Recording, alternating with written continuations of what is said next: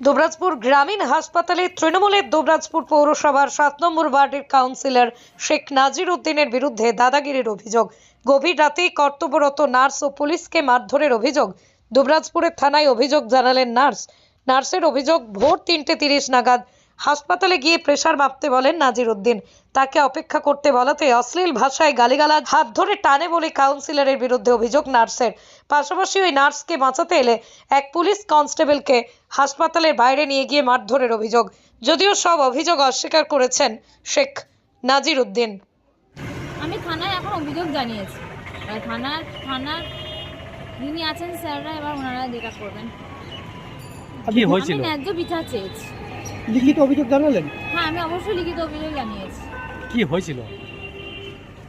কি হয়েছিল বলতে, গতকাল রাত্রে নাইট ডিউটি করতে করতে হঠাৎ 3:30-র সময় একজন পেশেন্ট আর পেশেন্ট পার্টি দুজনে মিলে এসে, আমি খালি একটু বলেছিলাম প্রেশার মেপে দেবো, বসুন।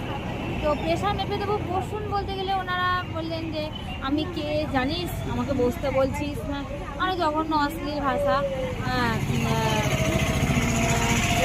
বলে জানোয়ারের বাচ্চা, অনেক ইউআর বিচ, অনেক গালাগালি খিস্তা আমাকে করা হয়।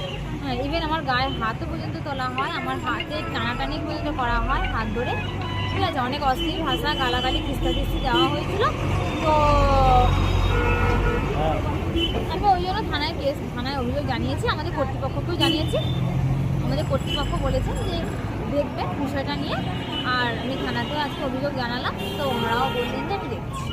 দেখুন, পশ্চিমবঙ্গে যেখানে আইনের শাসন নেই, এই ধরনের ঘটনা তো স্বাভাবিক বিষয়। স্বাস্থ্যকর্মীরা মার খাবে, পুলিশ কর্মীরা মার খাবে, সাধারণ মানুষ মার খাবে, কোনো সুরক্ষা নেই।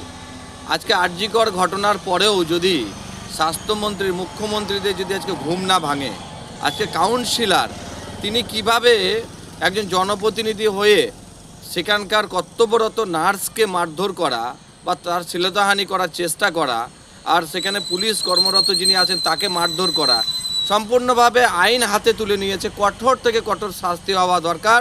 এবং যে প্রাথমিক স্বাস্থ্যকেন্দ্রে সাধারণ মানুষের চিকিৎসা হয় না, পরিষেবা পরিকাঠামো একদম তলানিতে ঠেকেছে, সেখানে এই ধরনের ব্যক্তিরা গিয়ে যে অরাজক পরিস্থিতি তৈরি করছে, কঠোর হাতে দমন করা উচিত এবং কঠোর থেকে কঠোর শাস্তির দাবি করছি, ধিক্কার জানাচ্ছি।